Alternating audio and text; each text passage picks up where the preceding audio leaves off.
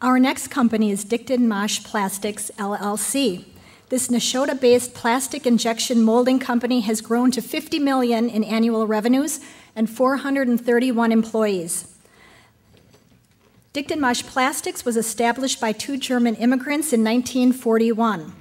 The company has increased employment by 47% over the last year and recently diversified its business to become the manufacturer of more than 60% of the dipsticks, is that the technical term, Steve?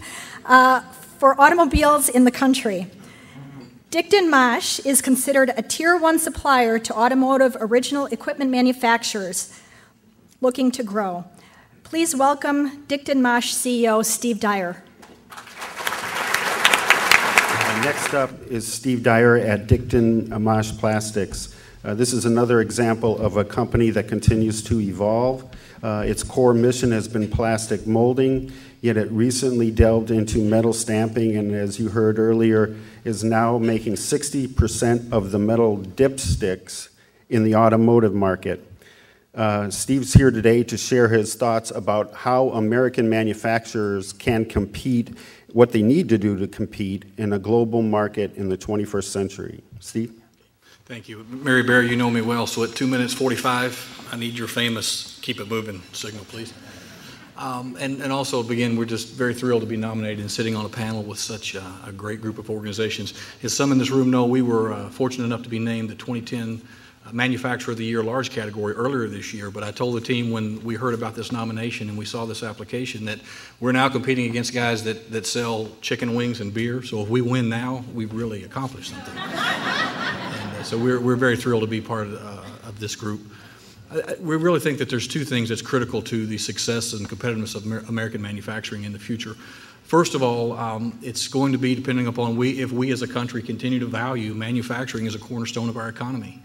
As many have noticed in the numbers, the manufacturing has led a lot of the recovery. If you can characterize it as now somewhat of a recovery from our recession of 09 and early 010.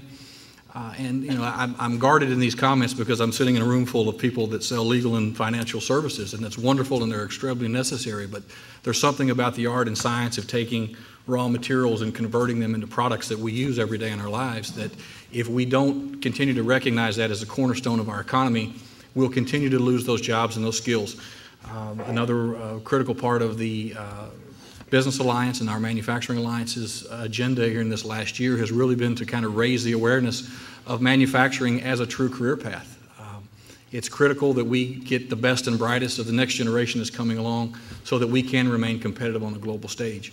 We think the second facet to critical to global competitiveness is can we, as somewhat cowboyish Americans, adopt more of a collaboration in style and in true philosophy.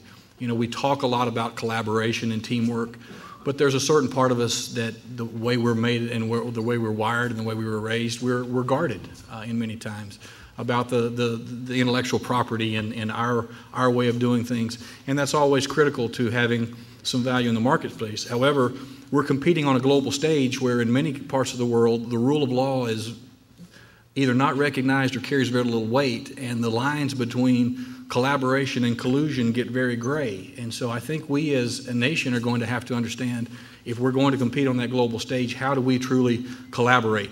You know, we as you talked about, Good Harvest was organic before it was cool. We've been lean practitioners in our business and many of our great team that's sitting around the table here for decades. When the recession happened, all of a sudden lean really became cool again because everyone found the necessity to drive out waste in all aspects of their business because it was a matter of survival.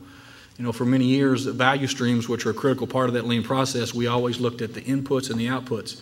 Well, we're finding a lot of power in now overlapping those value streams between our supply base and our customers so that we drive out waste from the very beginning to the very end of the process.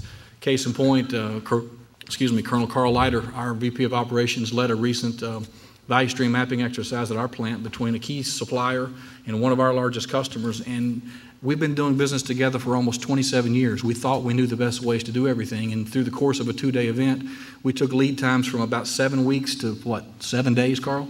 And took thousands of dollars of inventory out of WIP and out of the bottleneck. We took out thousands of man-hours of unnecessary processing of forecast. So it was really a very collaborative effort to drive out waste as a matter of survival. but I think that's going to be critical if we're going to compete on a global stage in manufacturing going forward. Okay, thank you.